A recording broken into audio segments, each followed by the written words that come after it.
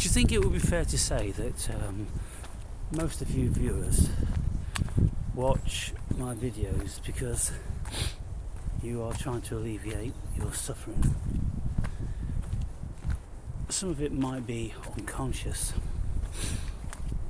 and initially you probably were drawn to maybe meditation videos or psychedelic videos, those sort of things, but then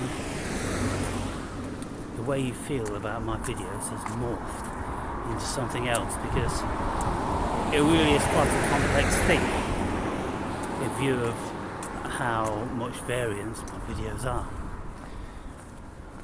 And I know that many of you are suffering in some sort of shape or form from addictions and from depression and doubtless childhood issues, and so you look for the answers in people like me, and maybe you see something similar to yourselves in me. And if I speak about my childhood issues, then you could think, oh well, mine's pretty similar to yours, so maybe you have the answers for me. Yeah, well, let's have a look at how we deal with that. Because I deal with my loss in a way in which I don't consider it to be a loss. Because if we went through our whole lives and, for instance, I said to myself, I lost my mother. I don't believe I've ever said I've lost my mother. I always say my mother died. And as you found, most of the times I say my mother killed herself. I'm straight to the button.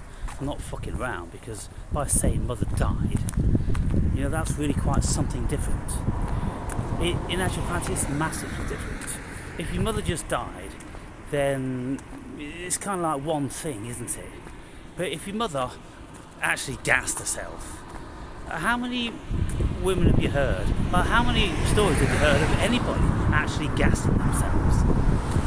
You know, they wanted out of this world so bad that she gassed herself with 4 babies. Wow. You know, shocking. Absolutely shocking. Was there no help at that time?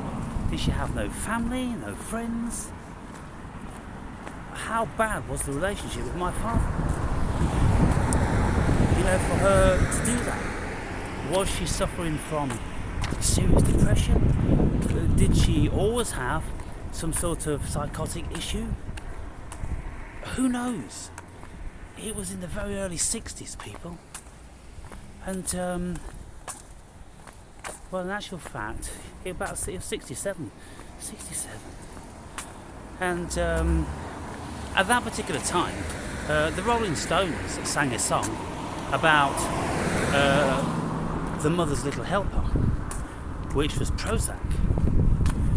They'll be running for the shelter of their mother's little helper.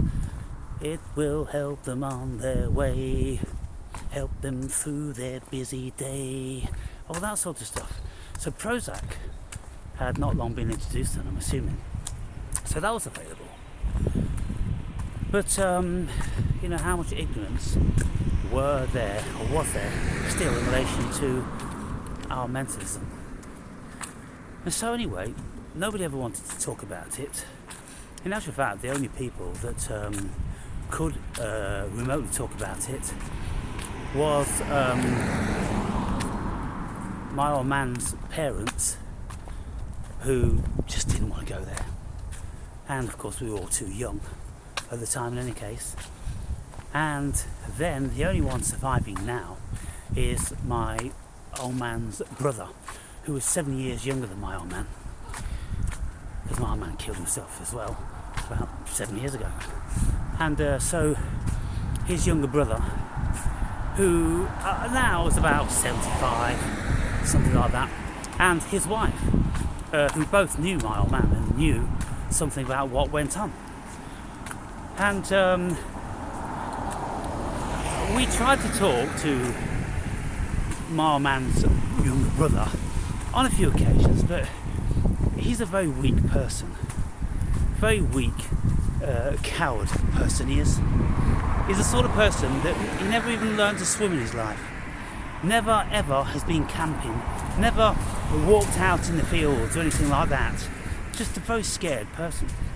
And so he didn't want to confront what went on. And so that's it.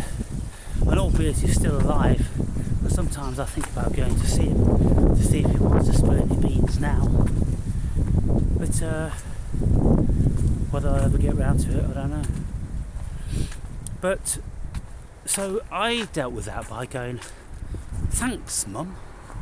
You did me a favour. Because you made me hard as iron. Hard as fucking iron, you made me. I wonder how soft and gooey I would have been if I still had a doting mother today. And if I had a mother who's 80 years old, would I be saying the things I say? You know, would she be shitting and pissing herself? Would she be able to remember my name? If she could. For instance, this old lady who used to live opposite me, she's gone into a home now, but she was 88 and she was all there. There was no problem with her at all. She was absolutely fucked, she was skinny as a rake, she had sores all over her body, and she was always in and out of hospital. But her mind was there. And so, would my mother's mind have been there? Would she have been my mentor? Would she have been intelligent, or would she have been daft as a bush? Would I have grown to despise the silly old woman? Every time I go round and see her, she's just talking bollocks. And as much as I labour with her and try to help her, she's just a drone. And so, I don't know people, but I think I can't grumble at how I've turned out. And it's not like I can't love or haven't known love, whatever that is. I did once fall very, very deeply in love or infatuation or something like that with the mother of my daughter. And we've got a beautiful daughter as a result of that. And I do feel very strong about lots of things. And my little friend Providence is the apple of my eye, and I just rejoice in seeing her many times a day as I stand looking out the window watching her doing what she's doing. And then I open the window and she looks up at me and she comes running over, she stands on her hind legs and she's waiting for a nut. So I throw a nut down and then she grabs hold of it and then she goes and sits on the bench and she eats it. And she's looking at me. And then when she's finished that, if I'm still there, she'll come back again. And when I go out, she'll come bounding over and jumping all over me. And it's a beautiful thing. So call that love. The thing is, people, I'm a philosopher. And philosophers don't accept anything as being something like a word. I mean, we want to know, well, what is love? Where does it derive from? What is it actually constructed out of? What could we say that it is a conglomerate of?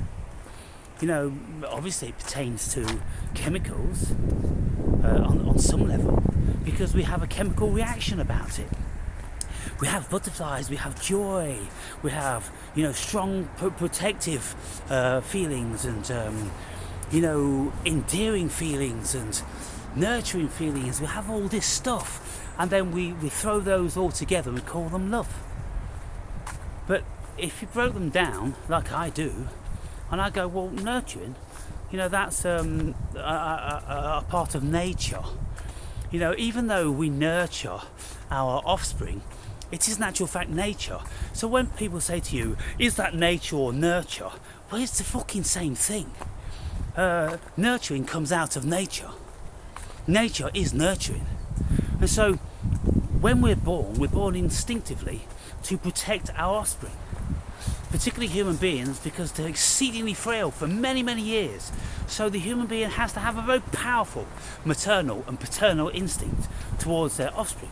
And, you know, as it happens, many cases, the parents would die for their offspring, whereas no other animal would.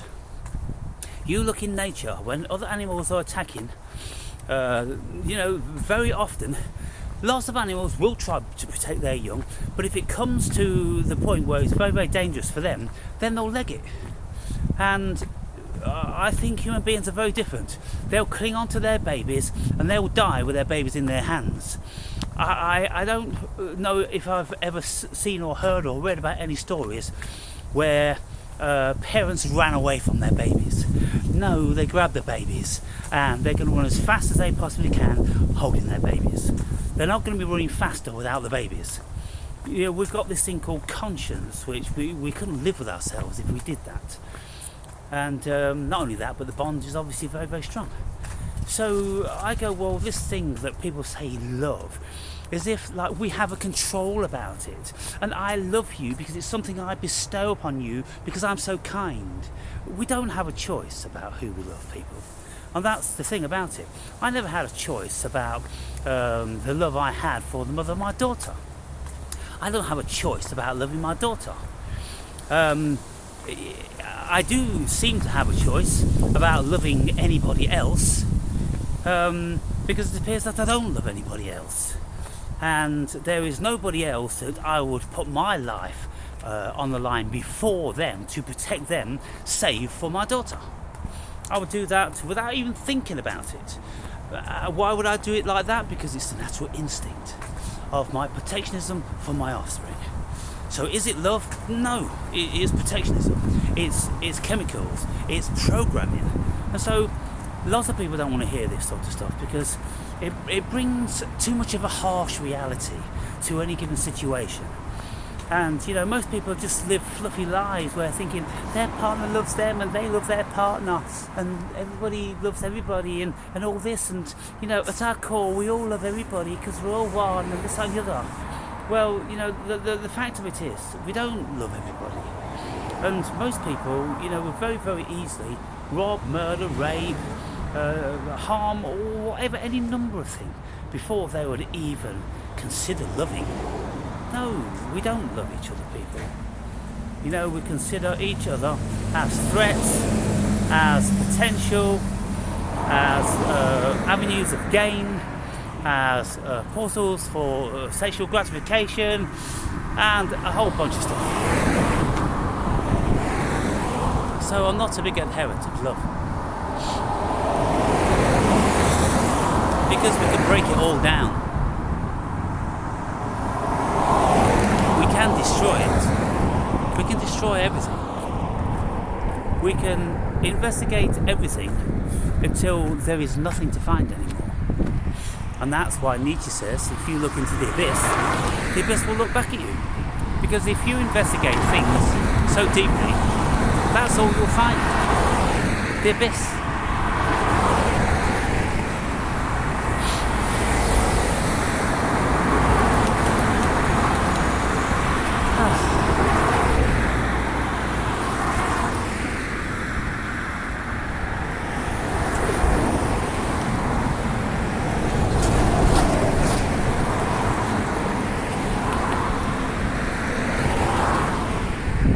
Wow, I've just seen a massive squirrel dray up in a very large tree.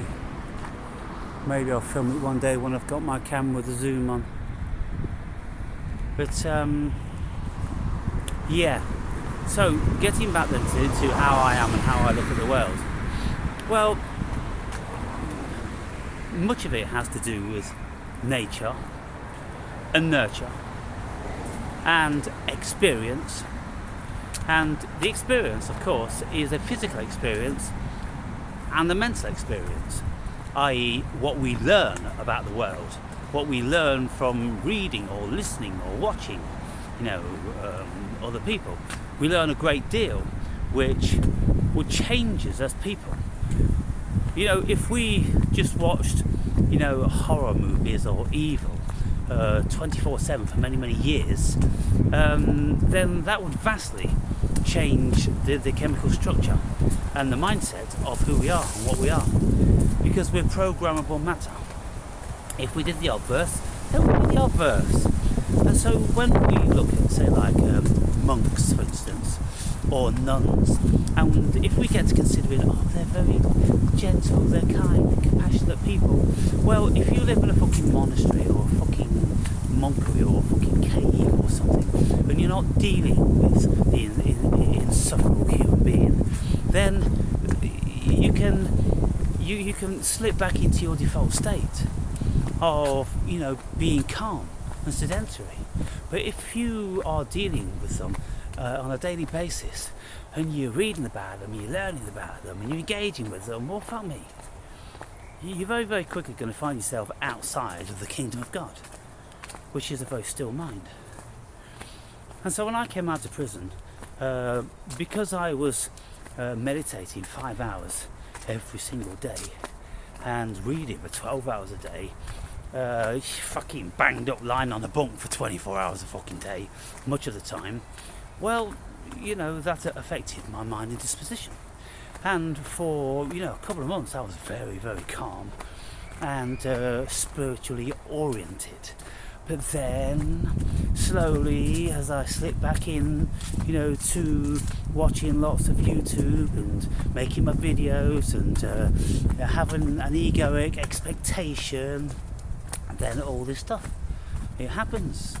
And then because I'm not invested for any money, nobody's giving me any money, nobody's paying me anything, nobody's going to sack me for anything I say, so therefore I can say, well, I'll just fucking say this to them then. I'll just fucking say that.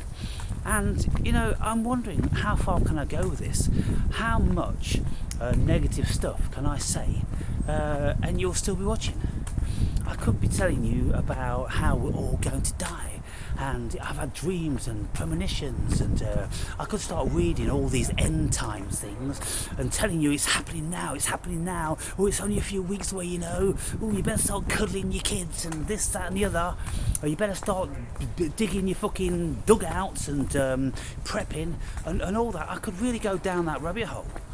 But that wouldn't be conducive to me, I don't believe in that shit, and I don't care whether there's a fucking apocalypse or Armageddon or a fucking nuclear war. I don't care about anything. I'm just calm, I'm just cool with it. I just don't believe in it. I just don't believe. What about the suffering? What about the suffering? I've suffered, greatly in certain parts of my life, and doubtless I'll suffer again. Suffering is a part of the fucking deal. I'm not going to shirk my part of the fucking deal. And I think it's exceedingly questionable when people are always steering themselves away from suffering.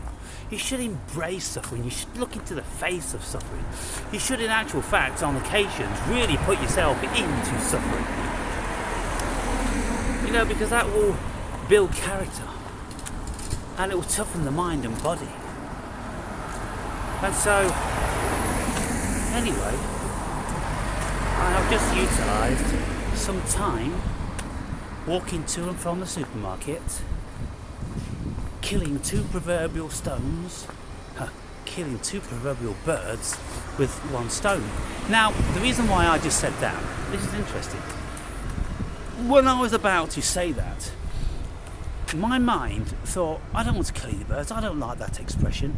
So halfway through that expression of killing two birds with one stone, my mind changed it into killing two stones. You see, so isn't that benevolent? Isn't that love? Isn't that enlightenment? Isn't that compassion? Yes, people, that's at the root of my heart and soul, you see. That's the true me. You won't very often see that. You're going to see some jousting and annoying motherfucker, because I just fucking get off on that. Part of me does anyway, because you mostly need a kick up your fucking arses. You need rockets up your arse. And so that's what you get from the Awaken Brave.